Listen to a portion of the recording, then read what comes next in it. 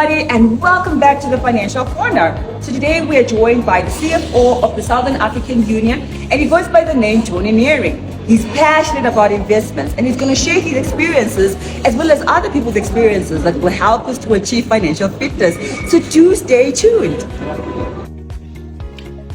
Hi Lily, I'd appreciate the time that I can share with you a few things that I've learned over the years when it comes to investments and the different ways that we can invest. So one of the ways and one of the biggest ways that we as individuals can invest is in property. So property is one of our biggest assets. It appreciates over time and it's able to generate income for us when we have invested in it. And some of the tips that I've seen is if you are able to increase your installment, your monthly installment you pay back to the bank with inflation over the period that you pay it back. Usually it's a 20-year term, sometimes the banks give you 30 years. You are able to reduce your bond repayment time significantly from 20 down to about 10 or 7 years even. If you just use your inflation rate for the year, currently it's about 7.4%. If you're able to add that small portion onto your installment, that is a great way for you to save many years of installments and interest, because when you buy a property, a big portion of your payment is on interest. You might find that you buy a 700,000 Rand house, and if you take the 30-year term, you pay back almost 2.1 million Rand. It's like it's 3 times the amount you would have signed up for to repay the bank. So it is definitely an investment, a wise investment choice to put extra money into your bond monthly. And a good guide is to use inflation and to increase it with that. Then another estimate that you can use, if you're repaying a car over 5 years, these days it's up to 6. You've got a car and it's worth a certain amount of money, but if you were to be able to double your installments on your house, you can pay your house off in the period that you pay off your car. So that is very interesting. If you do a bond repayment calculator and you're going to buy a house for 500,000, it costs you 5,000 a month. If somehow with your extra income or with your partner or your spouse's income, you could put in an extra installment equivalent to that, you will be able to pay it off in 5 years instead of the traditional 20 years. And then some of the tips that you hear people speak about, like Robert Kiyosaki, he had a rich dad and he had a poor dad. One was an academic person, excellent in his field, but earned a salary every month. He was living from paycheck to paycheck, and he wanted to find out how he can change it. His rich dad told him he must invest in assets. So the first step that he took is he bought his first property, and he had put a tenant in it to pay it off for him.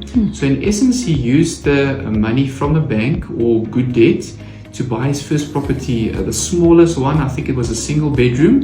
The key is to buy it in the best area that you can for your investment growth, and then your tenant pays it off.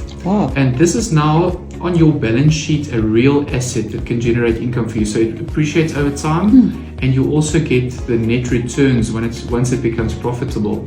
So when you have this business, you've got rental income coming in, your interest on that bond you can deduct for taxes. So I think section 24J, you can deduct the interest.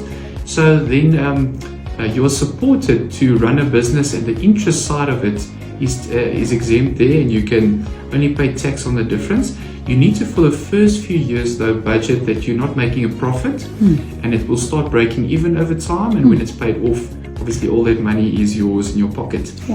The other side of things is you can invest in different things. There's savings accounts, there's tax-free savings accounts, there's easy equities where you can invest in real JSE listed companies, and even invest in companies that you buy from daily, like Clicks and Dis-Chem and Naspers and other companies, Apple and Google and those type of companies, where you get exposure to equity that grows a bit faster than your smaller money market accounts where you get an average of 4% return. So the other option is investing in businesses. Businesses have net returns of between 15 and 20%. So if you invest in a friend's business and you help them, it's a startup, you do take a risk. There must be an element of risk in your investment portfolio as well for you to see growth, but businesses give higher returns than savings accounts. Obviously, a savings account, your capital is fixed and nothing can happen to it there. You'll get your fixed return. So it's good to have a healthy, diversified investment portfolio where you can have an element of risk for higher returns and lower a risk for fixed interest returns. Then the best investment you can ever make is to repay your debt. Debt comes with a huge premium, and if you look at credit cards and personal loans, it's between 18 and 22%. So if you compare a money market, putting 1,000 Rand in a money market versus having 1,000 Rand at a clothing account where you're paying it off at a high interest rate, that is a difference of say 26% on the high end if you're in a position of investing versus paying off debt. So it's very important for you to calculate a debt repayment plan. So how you go about this is you can do a debt pyramid where you put down all your debt. Don't exclude anything from your clothing accounts, store accounts, your credit cards, personal loans, whatever you have. If you pay the smallest account off first, say that one's installment's 200 Rand a month, and you then pay it off. So you firstly save the interest on that account, and now you add this to your next installment. Say that one's 500. Then you're paying off 700 Rand a month until that one is paid off. And obviously that one will pay off quicker because you've added extra money into that one. And so this has a snowball effect for you to pay your debts off quicker. And you can do a calculation to see where it was going to take me 5-7 years to pay back my debt. Now it's going to maybe be 12 months or 18 months if you calculate this, and then you can calculate the interest you save. And if you compare that to what you were able to earn in a money market, it's definitely the best investment decision you could make to live debt free. And it's also biblical. We see 3 references. The one is in Psalms 37 verse 21. It says, the wicked borrow and do not repay, but the righteous give generously. Romans 13:8, it says, owe no man anything but to love them. And then Proverbs 22:7 says, the rich I just wanted to see what I wrote here. The rich rule over the poor, but the borrower is slave to the lender. So we know that God wants us to be the head, not the tail, Revelation. So we want to be givers, and we want to be a blessing to the world and not to owe anyone anything. Then the greatest investment we can really make, and it's biblical, is to give back to God what He's given us. If we give tithes, it recognizes God as owner. So we're saying God made us in His image, in His likeness. He gave us everything, and we're just returning to Him what He's given us. And when we give offering, God doesn't specify how much that must be. We know tithe is 10% of what our increase was. When it comes to offering, that's your gift to God, showing your relationship. So He doesn't indicate a percentage, but you can, in prayer and in your decisions, decide how much you want to give in offerings. And so that shows your relationship with God, and it's a love gift because you're thankful for what He's given you. We know that God says He will open the storehouses of heaven if we're faithful in staying to this blessing that He's given us.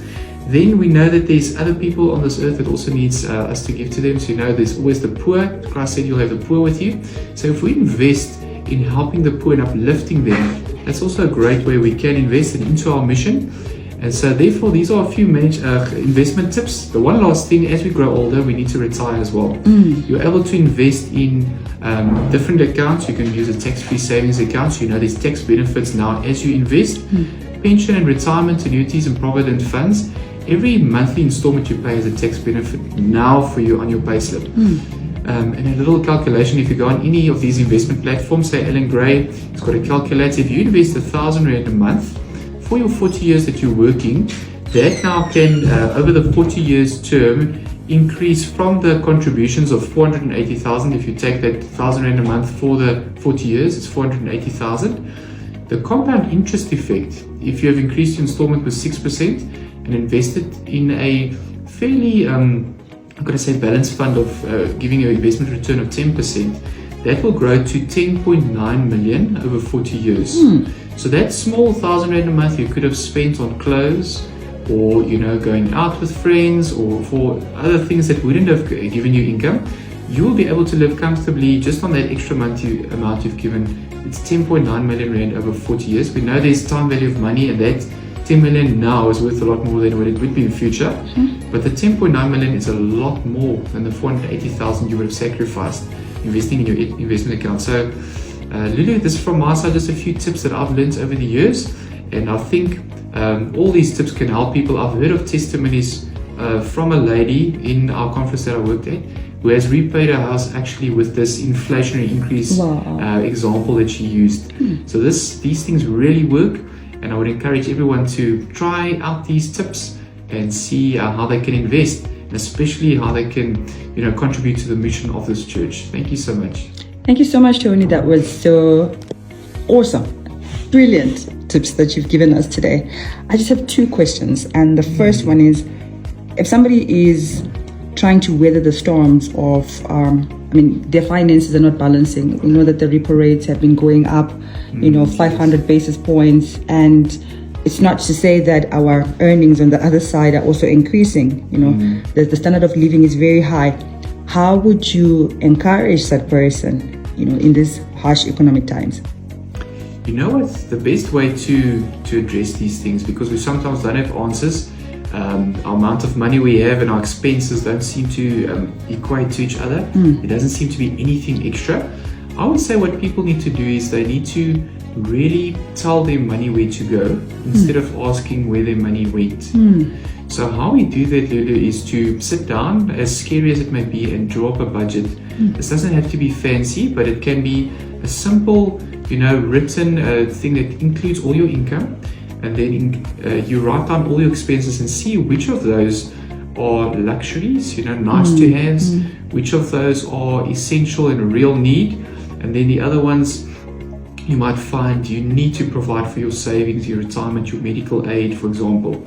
So take your budget, sit with your family, explain to them how tough times are, that they can't expect life to be the day-to-day way where you used to be able to spend more. But tell them that if you implement this budget, you can allocate a fund for activities, outings, takeaways, or something that they can look forward to something. It's important if you're doing a debt repayment plan, after you've succeeded with one of those tiers, you reward yourself. Buy yourself some shoes or takkies or something, just something small to encourage you to continue on this journey. So I would say the budget is a very important way of telling your money where to go. If you can be strict with that, you take control of your finances. Be it limited, you will still be able to weather the storm because you're living within your means. Right. And that would be one of the tips I could give Lulu. Thanks, Tony.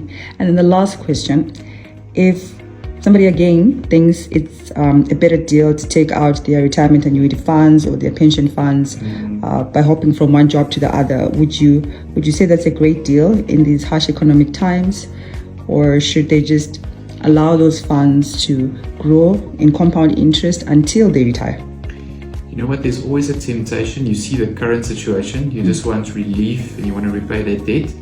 I would encourage people not to do it because we've always had economic times that's been hard. There was a time in South Africa where the interest rates were 20%. And our parents, if they were to then have withdrawn their pension to try to survive, would have been a burden to us as children because they then tried to make a short-term plan, not taking the long-term effects into account.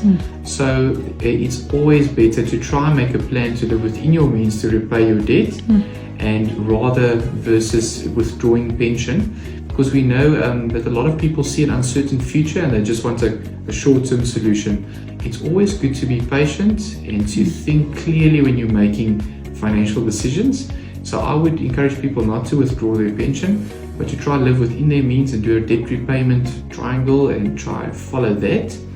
And see, there's always help. You can get financial advisors to take your personal financial situation into account. And we know the Lord even adds a blessing on top of that. If He says, if you remain faithful with your tithes and offerings, He will open the windows of heaven and you will not have room for all the blessings that He will bestow upon you. So trust the Lord. We remember that He's Jehovah Jireh. He provides for us. And so we have nothing to fear for the future, lest we forget how He's led us in the past.